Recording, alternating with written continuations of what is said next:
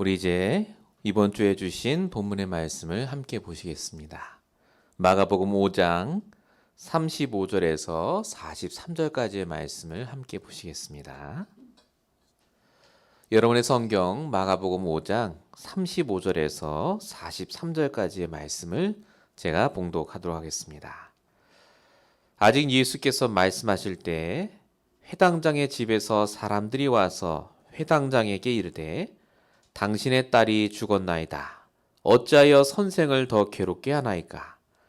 예수께서 그 하는 말을 곁에서 들으시고 회당장에게 이르시되 두려워하지 말고 믿기만 하라 하시고 베드로와 야고보와 야고보의 형제 요한 외에 아무도 따라옴을 허락하지 아니하시고 회당장의 집에 함께 가사 떠드는 것과 사람들이 울며 심히 통곡함을 보시고 들어가서 그들에게 이르시되 너희가 어찌하여 떠들며 우느냐?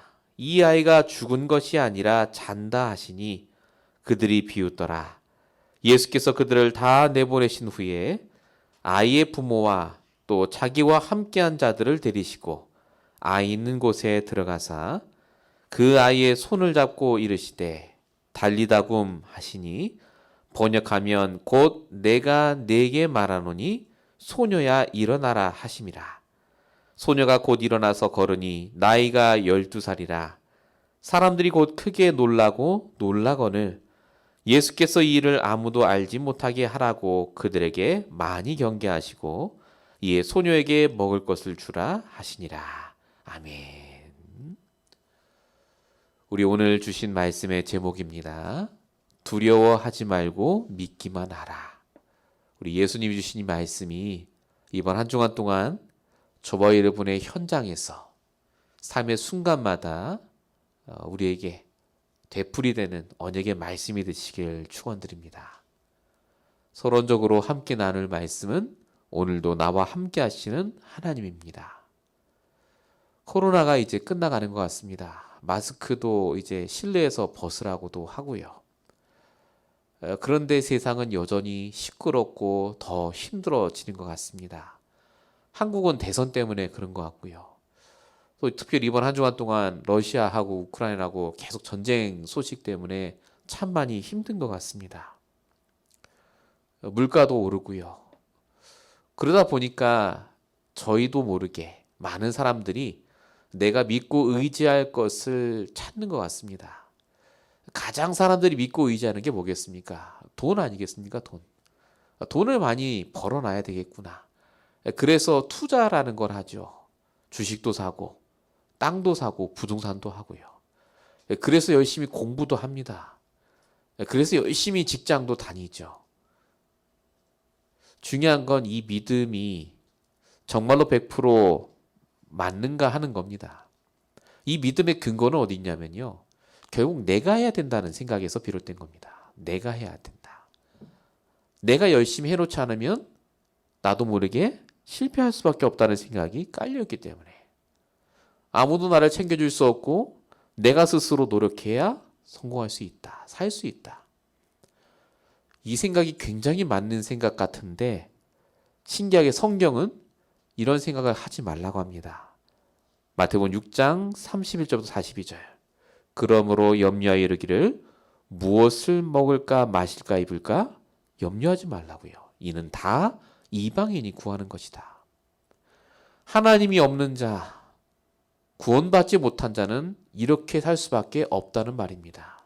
늘 염려하고 근심하고 걱정하고 아무리 부동산 사고 땅을 사고 집을 사도 염려하는 인생으로 사는데 성도들 하나님의 자녀 너희들까지 그러지 말라고 하시는 거죠. 그 방법이 틀렸으니까요.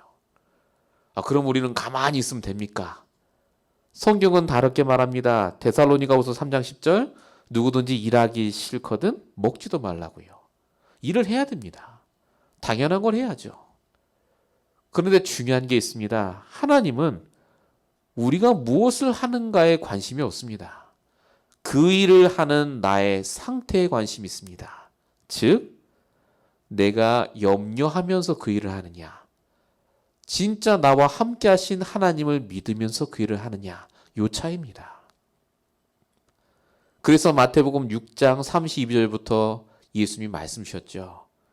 아버지께서 너희에게 이 모든 것이 있어야 될 줄 아신다고요. 34절에 보니까 그러므로 내일을 위해 염려하지 마라. 한날의 괴로움은 그날로 족하다. 라고 말씀을 주셨습니다. 하나님은 결국 우리에게 무엇을 원하십니까? 오늘도 나와 함께 하시는 하나님을 믿는 그 믿음에서 출발하길 원하십니다. 땅 사지 말고 돈도 벌지 말라는 말이 절대 아닙니다. 해야죠.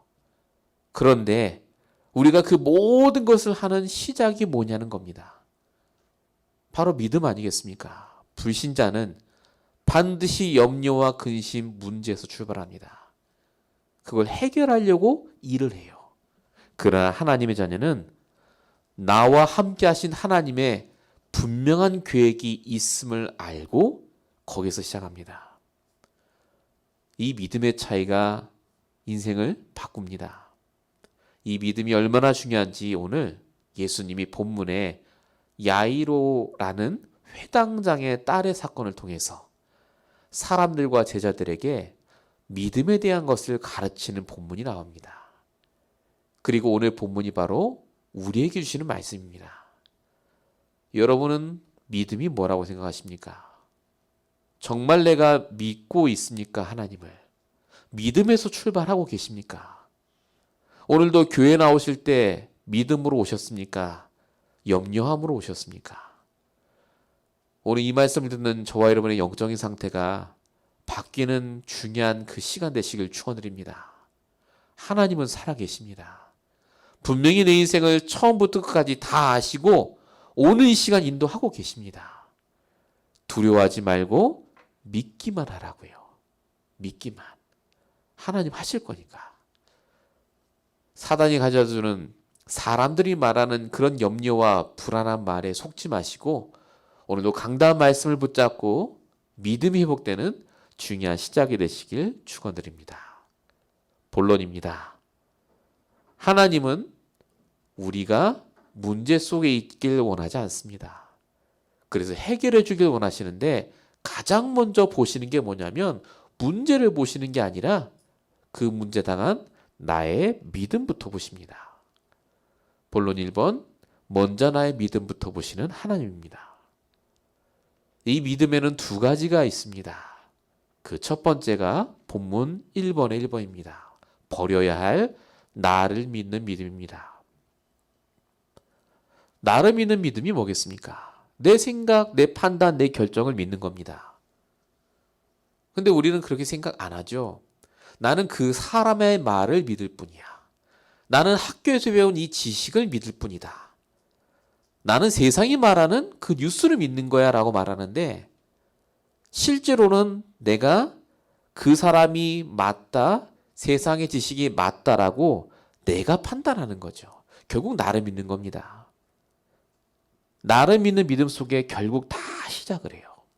근데 중요한 건 아무리 내가 옳고 내가 맞아도 요한복음 8장 44절에 거짓의 아비 마귀에게 속한 사람들은 반드시 영향을 받습니다.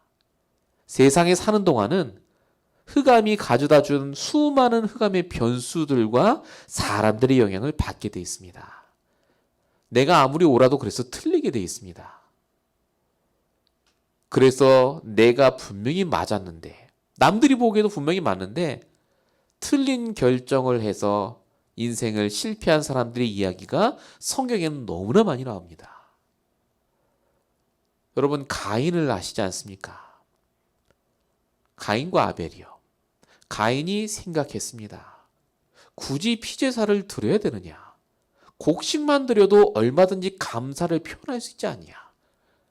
근데 그게 가인이 살인자가 되는 시작이었습니다. 하나님은 피제사를 원했는데요. 복음과 언약 말씀 없이 내 생각을 믿은 거죠. 아브라함은 어떻죠? 분명히 말씀으로 아들을 주겠다고 하셨는데 내 생각에는 안 맞는 거예요. 지금 이때쯤이면 아들이 생겨야 되는데 하나님을 믿은 게 아니라 내 판단을 믿고 스스로 생각하고 아들을 얻었다가 망합니다. 하나님이 이삭에게 말씀하십니다. 흉년이 왔는데 그랄 땅으로 내려가지 말고 여기 있으면 너가 축복받는다고요. 말씀을 주셨는데 내 판단을 믿습니다. 내가 맞으니까요. 그래서 이삭이 실패합니다. 문제당하죠. 둘째로 태어난 야곱에게 하나님 말씀하십니다. 장자가 너를 섬기게 될 거라고요. 근데 야곱은 그걸 믿지 않습니다. 내 생각을 믿어요. 어떻게 장자가 둘째로 섬깁니까? 그래서 말씀을 믿지 않고 내 생각만 믿고 형과 아버지를 속였습니다. 내 생각이 맞습니까? 말씀이 맞습니까? 이 말씀에 여러분들이 분명히 지금 얘기하실 겁니다. 말씀이 맞다고요. 근데 평일 현장에서 가만히 보시기 바랍니다.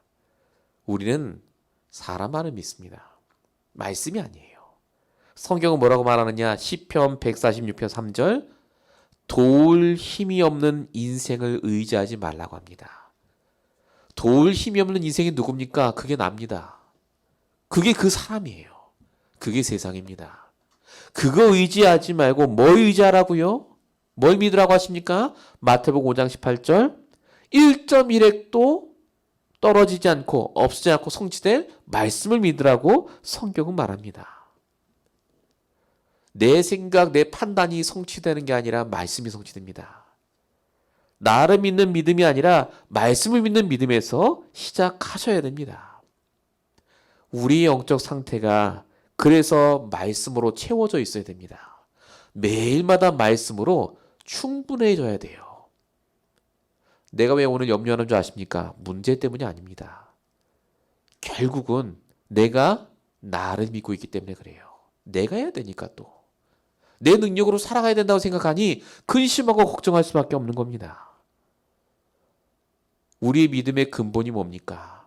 내가 아니라 하나님이 되셔야 됩니다. 본론 1번의 두 번째입니다. 붙잡아야 할 구원 얻는 믿음입니다. 우리는 그래서 나를 믿는 게 아니라 구원 얻는 믿음을 붙잡아야 됩니다. 구원 얻는 믿음이 뭘까요? 구원 얻는 믿음은 세 가지로 구분할 수 있습니다. 가장 첫 번째가 그냥 무조건 덮어놓고 하나님 믿는 게 아니라 창세기 3장의 아래에 있는 모든 인간, 나를 포함해서 우리 인간은 전적으로 망했고 아무 소망 없이 됐다는 겁니다. 로마 3장 23절 모든 사람의 죄 안에, 로마서 6장 23절 그 죄의 대가로 사망일 계속해서 힘든 일이 올 수밖에 없는 인생.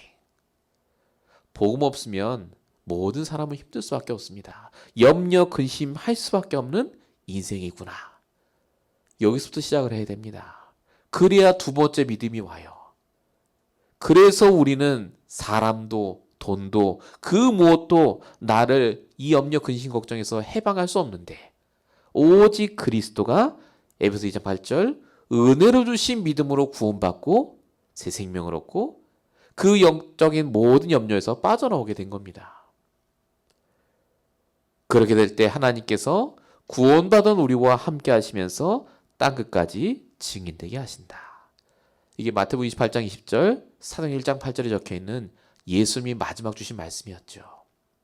구원 얻는 믿음 한마디로 말하면 뭡니까? 예수가 그리스도로 오셔서 우리의 모든 과거, 오늘, 미래를 끝냈다는 겁니다. 복음이죠. 진짜 복음을 믿으면 과거가 발판, 오늘은 과정, 미래는 더 좋은 결론이 보장돼 있음이 보입니다. 이 믿음을 가졌던 바울은 이렇게 얘기합니다. 가장 힘들 때 디모데후서 4장 7절 8절 나는 선한 싸움을 싸우고 나의 달려갈 길을 마치고 믿음을 지켰다. 달려갈 길이 있다라고 말합니다. 다윗은 뭐라고 말합니까? 시편 23편 1절 여호와가 나의 목자시기 때문에 나는 지금 부족한 게 없다. 믿으니까요. 다니엘은요. 그리 아니하실지라도 내가 지금 불 가운데 떨어져 죽는다 할지라도 그게 헛수고가 아니다. 에스더는요, 죽으면 죽으리라. 죽어도 상관없다. 이 사람들이 원래 그런 믿음이 좋았습니까? 아닙니다. 이 사람들이 평상시에 한 게 있어요. 그게 두 가지입니다. 여러분, 믿음을 하나님이 주시는데 믿음이 들어오는 통로가 두 개가 있습니다. 그게 복음과 말씀입니다. 성경이 있어요. 로마서 1장 17절, 복음에는 하나님의 의가 나타나서 믿음으로 믿음에 이르게 하나니 기록된 바 의인은 믿음으로 말미암아 사니라. 복음 가진 자에게만 믿음 주십니다. 또 하나 있죠. 로마서 10장 17절, 믿음은 들음에서, 들음은 하나님의 말씀에서 난다고요. 왜 우리가 복음을 매일마다 알아야 하고 말씀을 들어야 됩니까? 복음과 말씀이 없으면 믿음이 희미해집니다. 계속해서 염려할 수밖에 없는 인생이죠. 그래서 우리가 믿음 이전에 내가 얼마나 평상시에 복음인가를 보셔야 됩니다. 얼마나 나는 말씀에 투자하고 있는가. 정말 하나님이 여러분의 모든 것을 아십니다. 나의 믿음부터 보신다니까요. 정말 여러분의 믿음은 복음에서 말씀에서 출발하고 계십니까? 그게 아닐 때가 참 많죠. 그래서 하나님이 우리에게 믿음을 바꾸는 시간표를 가십니다. 그게 문제와 사건이에요. 본론 1번에 3번입니다. 나의 믿음부터 점검을 합니다. 제가 아까 말씀드린 나를 믿는 믿음과 구원 얻는 믿음, 하나님을 믿는 믿음을 동시에 보여줬던 사람이 바로 오늘 우리가 읽은 본문의 회당장 야이로라는 사람입니다. 자, 야이로의 딸이 병에 걸렸습니다. 죽을 때가 됐어요. 그래서 야이로를 딸을 살리고자 이 회당장이 예수님을 찾아오는 장면이 마가복음 5장 22절부터 23절까지 있습니다. 우리 지난주에 잠깐 말씀드렸죠. 예수님이 가시겠다고 하셨어요. 근데 중요한 게 뭐죠? 중간에 혈루증 걸린 여인을 딱 만납니다. 이 여인을 고쳐줬는데 그리고 이제 다시 출발하시는데 35절에 오늘 우리가 읽었죠. 갑자기 사람들이 옵니다. 뭐라고 하죠? 사람들이 와서 회당장에 이르되 당신의 딸이 죽었나이다. 어찌하여 선생을 더 괴롭게 합니까? 라고 물습니다. 이미 시간이 지나간 거예요. 여러분 같으면 여러분이 회당장이라면 무슨 생각 들었겠습니까? 만약에 그때 혈루증 걸린 여인을 내가 안 만났더라면, 만약에 예수님이 거기서 시간을 끌지 않았더라면, 내가 만약에 어제라도 좀 하루만 일찍 예수님을 찾아갔더라면 이런 일이 안 벌어졌을 텐데 라고 생각하지 않겠습니까? 우리도 이럴 때가 참 많습니다. 하나님 믿는다고 하죠. 근데 문제 딱 터져보세요. 예전에 하나님이 이 응답을 그때 주셨으면, 그때 나를 이렇게 인도해 주셨으면, 그때 나에게 이렇게 하셨으면 지금 내가 이렇게 안 살 텐데.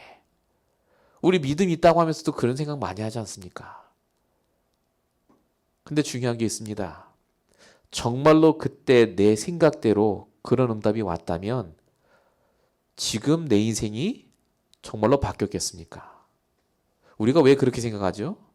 나를 믿는 믿음이요. 또 내 생각 믿잖아요. 내가 옳다는 겁니다. 하나님이 그때 그렇게 했어야 되라고요.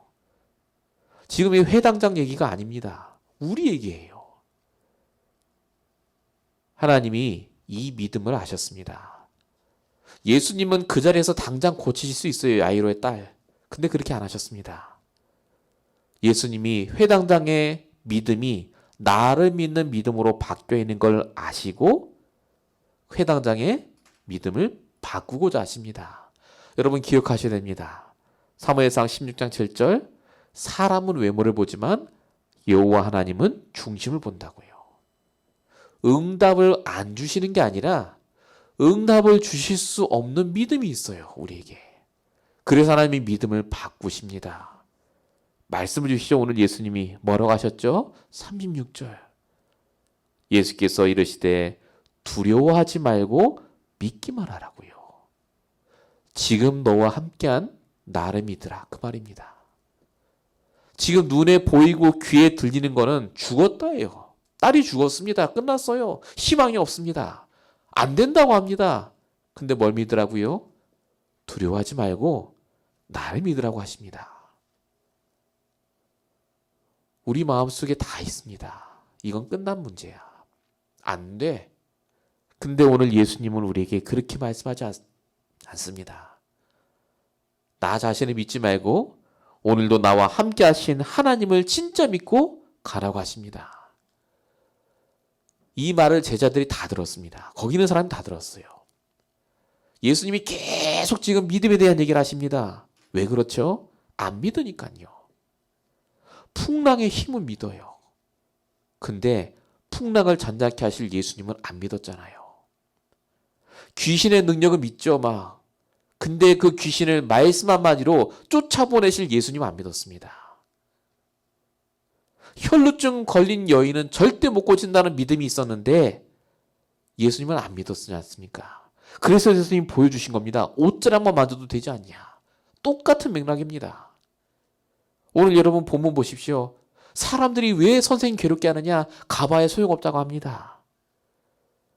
본문 39절 40절 보십시오. 예수님이 가니까 사람들이 울고불고 난리 났습니다. 다 끝났다고요. 예수님 말씀하시죠. 이 아이가 지금 잔다 라고 하니까 어떻게 됐다고요?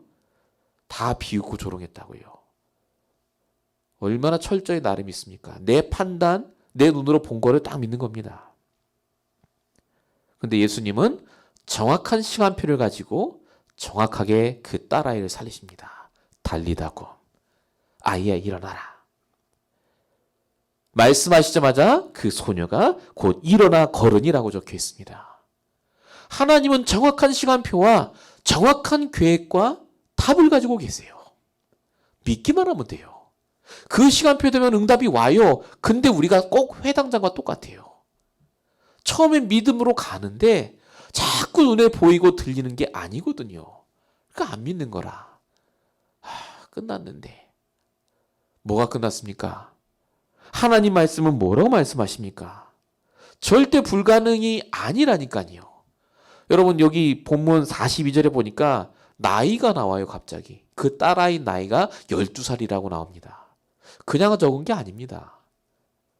혈루증 걸린 여인이 12년을 앓았습니다. 요 딸아이 나이가 12살이에요. 둘 다 절대 못 고칩니다. 12년을 앓았는데 고쳐지겠습니까? 12살 걸린 아이가 병이 걸려서 죽었는데 낫겠습니까? 근데 예수님이 그걸 살리셨다니까요. 그렇게라도 예수님이 가르쳐 주시는 거예요. 정말 하나님의 뜻이 맞으면 된다고요. 정말 하나님께서 원하시는 언약이 맞으면 언약대로 된다는 걸 믿으라고요. 우리는 자꾸 절대 불가능하다고 해요. 안 될 거라고 믿습니다. 얼마나 확실한지 안 될 거라는 믿으면요 침을 튀기면서 얘기합니다. 근데 하나님께서 우리에게 주시는 말씀은 그게 아닙니다. 무작정 믿으라는 말이 아니죠. 정말로 하나님의 뜻이 무엇인가를 내가 알면 두려워하지 말고 믿기만 하면 정확한 시간표에 더 좋은 답으로 주실 줄 믿으라 그 말입니다. 정말 하나님의 뜻이 맞습니까? 그럼 됩니다. 나를 통해서 하실 수도 있고 내 후대를 통해서도 하실 수 있습니다. 하나님 뜻이면 된다니까요. 정말로. 우리 교회가 기도하고 있는 렘넌트 스쿨, 우리 후대 살릴 귀한 모든 축복의 기관들, 여러분이 기도하고 있는 복음의 경제, 우리가 왜 기도합니까? 기도하면서도 안 될 거라고 믿고 혹시 기도하지 않습니까? 오늘 이 시간 여러분의 모든 불신앙이 떠나가길 축원드립니다. 하나님의 뜻이면 됩니다. 믿음부터 점검하시는 귀한 한 주가 되시길 축원드립니다. 본론 2번입니다. 이렇게 예수님이 풍랑서부터 시작해서 계속 믿음에 대한 얘기를 하셨습니다. 다 보여주셨어요. 근데 마가복음 6장에 딱 들어가니까 여전히 사람들이 예수님을 믿지 않습니다. 예수님이 그들의 불신앙을 이상히 보셨다고 성경은 말합니다. 본론 2번 불신앙을 이상히 여기는 보시는 하나님입니다. 이 사람들이 불신앙을 지속해서 한 걸 볼 수 있습니다. 마가복음 6장은요, 예수님이 자신이 태어나신 고향 땅에 가신 겁니다. 나사렛이요. 거기 가셔서 말씀을 증거하는데 마가복음 6장 2절에 보니까 안식일에 대해서 말씀을 전하는데 많은 사람들이 그 말을 듣고 놀랐다라고 적혀 있습니다. 예수님이 고향 땅을 2번 가셨습니다. 지금 이 마가복음의 6장은요, 2번째 방문하신 겁니다. 첫 번째 방문은 2년 전이에요. 그게 이제 누가복음 4장에 나오는데 예수님이 처음 고향 땅에 방문하셔서 말씀을 증거했을 때 어떤 반응이었느냐. 성경에 써 있기를 예수님을 배척하고 낭떠러지에 밀쳐서 죽이려고 했다고 써 있습니다. 그 정도로 안 받아들였어요. 네가 어떻게 예수냐고요. 네가 어떻게 그리스도냐. 2년이 지났습니다. 2년 동안 참 많은 일이 있었죠. 예수님이 정말로 그리스도라는 많은 증거들을 보여주시고 말씀도 주셨어요. 그리고 드디어 회당에 서서 한 번 더 말씀을 탁 증거했더니 사람들이 다 놀랍니다. 이야, 진짜 대단하다. 근데 중요한 건 이 사람들이 반응이요, 대단하다를 못 넘어서요. 절대 예수를 그리스도라고 안 합니다. 마가복음 6장 2절에 보세요. 이 사람이 어디서 이런 것을 얻었느냐. 이 사람이 받은 지혜와 그 손으로 이루어지는 권능이 어쩌미냐. 전부 이 사람이에요. 그리스도가 아닙니다. 이 사람. 3절에도 적혀 있죠. 이 사람이 마리아의 아들 목수 아니냐. 말씀 들을 땐 놀라고 너무너무 좋아해요. 근데 당장 나한테 떨어지는 게 없잖아요. 응답되는 게 없고. 그러니까 또 현실로 돌아갑니다. 말씀은 좋은데 현실이 안 바뀌어. 내가 다 아는 말씀인데 내 말하는 저 사람 어릴 때부터 봤어. 그겁니다. 그러니까 결정적인 순간에 안 믿습니다. 계속해서 이런 불신앙이 지속된 거예요. 말씀 들을 땐 좋은데 교회 밖에만 나가면 또 현실이라. 이게 지속이 된 겁니다. 불신앙이 지속되는 것. 그 결과가 어떤 줄 아십니까? 마가복음 6장 5절. 거기서는 아무 권능도 행하실 수 없어. 다만 소수의 병자에게 안수하여 고치실 뿐이었고. 예수님이 능력이 없을까요? 권능을 행하지 못할 정도였더라고 적혀 있습니다. 예수님이 능력이 없는 게 아니라 불신앙이 지속되면 능력 많으신 그 하나님이 전혀 역사할 수 없는 인생이 됩니다. 역사를 하면 안 돼요. 그럼 또 그 잘못된 믿음을 가지고 신앙생활 할 거 아닙니까? 아, 역시 기도했더니 응답받았어. 그게 아니지 않습니까? 하나님께서 우리의 잘못된 믿음이 치유될 때까지 그래서 권능을 행하지 않으시는 겁니다. 응답을 주실 수 없는 믿음이죠. 여러분이 하나님을 믿을 때 정말로 하나님 주시는 올바른 믿음이 아니고 작은 것이라도 불쌍히 지속이 되면요, 그게 어마어마한 타격으로 옵니다. 하나님의 응답을 주실 수 없는 인생이 돼요. 그래서 본론 2번의 2번입니다. 매일마다 우리의 근본 불신앙을 치유하셔야 됩니다. 마가복음 6장 6절에 보니까 예수님이 그들이 믿지 않음을 이상히 여겼다고 적혀 있습니다. 이상히 여겼다는 말을 원문으로 보면 당황하고 실망하셨다, 놀랬다 이런 말입니다. 왜 예수님이 당황하고 실망하셨을까요? 2년 동안 예수님이 과거에 하신 일과 이야기를 다 알고 있음에도 불구하고 안 믿었으니까요. 또 지금 당장 예수님의 말씀을 들었잖아요. 그럼에도 불구하고 또 현실로 돌아가는 그들을 보시면서 안타까워하신 겁니다. 마가복음 6장 3절에 보니까 아까 말씀드린 대로 예수님을 쳐다보면서 이렇게 얘기합니다. 이 사람이 마리아의 아들 목수가 아니냐. 이 사람이 야고보와 요셉과 유다와 시몬의 형제가 아니냐. 우리가 다 그들을 안다라고 배척했다라고 적혀 있습니다. 내가 아는 예수가 다다 그 말입니다. 나 복음 다 알아 그 말입니다. 뭐 말씀 좋긴 하네. 근데 그게 나와 무슨 상관이 있지? 라고 말합니다. 우리 근본 불신앙이죠. 내 눈앞에 있는 걸 보고 내 현실을 믿는 믿음이요. 우리 과거에 역사하신 하나님 분명히 있는데 안 믿습니다. 이번 주 주신 강단 말씀인데 그거 안 믿어요. 또 뭘 믿느냐? 또 내 현실 믿어요. 나는 이렇게 살다가 그런 인생. 그래서 누가복음 18장 8절에 말씀하십니다. 말세 믿음을 보겠냐고요. 믿음이 뭐죠? 내가 믿을 만한 일이 있어서 믿는 건 믿음이 아닙니다. 그거는 사실이죠. 여기서 말하는 믿음은 뭐냐?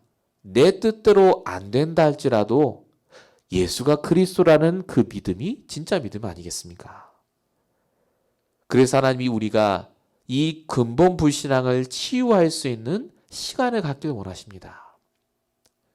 그게 뭐겠습니까? 그게 예배입니다. 그게 정시기도죠. 하루에 5분만이라도 하나님 앞에서 질문하는 겁니다. 우리가 코람데오라고 하죠. 하나님 앞에서. 하나님 앞에서 질문하고 말씀으로 답을 얻고 그 말씀 가지고 한 주간 적용해가면서 영적인 상태를 바꾸는 것이요. 그 시간이 예배입니다. 왜 우리가 수요, 금요, 주일 예배를 드릴까요? 정해져 있으니 하는 게 아닙니다. 3일을 산 이후에 한 번 더 예배 드리고 5일을 산 이후에 예배 드리고 6일, 7일 앞서고 주일날 예배 드리고요. 성경에는요. 하나님 앞에서 말씀을 받은 사람들의 이야기가 적혀 있습니다. 사무엘상 12장 3절 내가 여기 있나니 여호와 앞과 그의 기름 부음 받은 자 앞에서 내가 대하여 증언하겠습니다. 여호와 앞에서요. 사무엘이 그랬습니다. 이방인이었지만 응답받은 고넬료라는 사람도 이렇게 얘기합니다. 우리는 사도행전 10장 33절에 우리는 주께서 당신에게 명하신 모든 것을 듣고자 하여 다 당신 베드로 앞에 모였다가 아니라 하나님 앞에 모였습니다. 라고 말합니다. 하나님 앞에. 저와 여러분이 하나님 앞에 서는 시간이 있으셔야 됩니다. 그게 정시기도입니다. 진짜 내 생각과 내 마음을 내려놓고 내 생각보다 하나님 말씀을 붙잡고 내 능력보다 하나님의 능력을 붙잡는 그 시간이 있을 때 우리에게 있는 그 작은 지속되는 불신앙들이 꺾이기 시작합니다. 응답 안 주시는 게 아니에요. 내가 불신앙을 지속해서 그렇습니다. 너무나 우리에게 그게 있어요. 안 될 거라는 믿음. 정말로 이 시간 믿기만 하는 저와 여러분 되시길 축원드립니다. 본론 세 번째입니다. 믿고 지속해야 될 복음운동입니다. 자, 예수님은 그렇게 배척을 당하시고 핍박당하셔도 지속하십니다. 마가복음 6장 6절 모든 촌에 두루 다니시며 가르치시더라. 예수님이 하신 사역이 세 가지입니다. 꾸준하게 하셨어요. 아무리 힘든 일이 오셔도. 그게 뭐냐? 가르치시고 복음을 전파하시고 사람들을 치유하신 거예요. 마태복음 9장 35절에 잘 적혀 있습니다. 예수님의 세 가지 사역이라고 합니다. 이게. 근데 예수님이 왜 이렇게 하셨을까요? 여러분 성경에는 믿음의 끝을 구원받고 축복받는 것이라고 하지 않습니다. 베드로전서 1장 9절에 보니까 믿음의 결국은 곧 영혼 구원이라고 적혀 있습니다. 전도입니다. 아, 내가 예수를 잘 믿으면 복 받겠지. 그게 아닙니다. 우리의 믿음이 강해지고 우리가 정말로 하나님 믿게 되면 반드시 문이 열립니다. 전도의 문이 열려요. 분명히 만남의 축복을 주십니다. 그래서 예수님이 이걸 계속 지속하실 겁니다. 예수님이 승천하신 다음에 이 세 가지 사역을 누가 이어서 합니까? 초대교회 성도들이요. 사도행전 5장 42절 날마다 성전에 있든지 집에 있든지 예수는 그리스도와 가르치기와 전도하기를 그치지 않았다. 그럼 지금은요. 살아계신 하나님이 지금 저와 여러분과 함께 하시면서 바로 이 일을 지속하길 원하십니다. 가르치고 전도하고 사람을 살리는 일이요. 이걸 우리가 하는 게 아닙니다. 시작은 뭐라고요? 믿음이라고요. 결국 내가 믿음이 생길 때 염려하지 않게 되고 염려하지 않게 되니 사람을 살릴 자리에 있는 거 아니겠습니까? 저와 여러분이 날마다 지속해야 될 복음운동이 있음을 깨달으시고 염려하고 두려워하는 것이 가장 큰 불신앙입니다. 하나님 없다는 거거든요. 저와 여러분이 정말로 이 불신앙에서 벗어나시길 축원드립니다. 결론입니다. 항상 내가 어떻게 부름받았는지를 잊지 마셔야 됩니다. 하나님은 저와 여러분을 절대 필요한 자로 부르셨습니다. 절대 필요한 자입니다. 나만 구원받고 천국 가라고 부르신 게 아니라 현장과 사람을 살릴 유일한 사람입니다. 필요한 사람이에요. 위에서부터 주시는 하나님 주시는 힘, 전문성, 그리고 미션을 받은 사람이 저와 여러분입니다. 매일매일마다 주세요. 우리밖에 살릴 수 없기 때문에 여러분의 정체성을 잊지 마시기 바랍니다. 결론 두 번째입니다. 우리는 절대 축복을 소유한 자입니다. 절대 축복이 뭡니까? 나 돈 많이 없는데요. 절대 축복은 하나님이 나와 함께 하시는 겁니다. 임마누엘이요. 그래서 우리는 말씀 가지고 기도하면 응답 받습니다. 말씀을 묵상하면 반드시 하나님 답을 주세요. 매일매일마다 진짜 말씀 묵상송에 들어가시는 나의 정시 기도가 회복되시기 바랍니다. 결론 세 번째입니다. 절대 보좌의 능력 안에 있는 자입니다. 절대 보좌는 복음의 능력을 말합니다. 저와 여러분은 복음 안에 있습니다. 복음 안에 있다는 말은 무슨 말입니까? 다 끝났다고요. 하나님이 우리의 모든 인생길을 다 아시고 결론까지 정해놓으셨어요. 포인트는 뭐죠? 내가 잘 인도받아야 됩니다. 인도를 안 받고 또 나를 믿고 내 뜻대로 가니 힘든 거 아니겠습니까? 저와 여러분을 하나님이 이렇게 부르셨음을 깨닫고 매일매일 현장에서 이번 한 주간 동안도 두려워하지 않고 하나님을 믿기만 하며 인도받는 저와 여러분 되시길 축원드립니다. 기도하겠습니다. 우리를 부르시고 지금도 우리와 함께 하시는 아버지 하나님, 정말로 하나님을 믿는 믿음을 허락하여 주시옵소서. 주님께서 우리와 지금 함께 하시면서 하시는 모든 일을 통해 하나님의 정확한 계획과 시간표를 보게 하여 주시옵소서. 내 눈으로 보고 내가 판단하기에는 어려운 것 같고 힘든 것 같고 절대 불가능한 것 같아 할지라도 정말로 날마다 하나님 말씀을 따라 인도받으며 하나님의 더 좋은 계획과 시간표를 바라볼 수 있는 믿음을 허락하여 주시옵소서. 우리에게는 모든 근본적인 불신앙이 떠나가게 하여 주시옵시고 정말로 오직 하나님 믿는 믿음이 회복되어 주님이 허락하시는 귀한 전도운동에 쓰임받을 수 있도록 주님 축복하여 주시옵소서. 우리를 절대 가능의 응답 속에 이끌어 주심을 감사합니다. 우리 임마누엘 언약교회와 우리 모든 성도들을 붙잡아 주시옵소서. 하나님께서 이번 한 주간 동안 역사하심이 있사옵고 우리 원하신 예수 그리스도로 감사하며 기도했습니다. 아멘.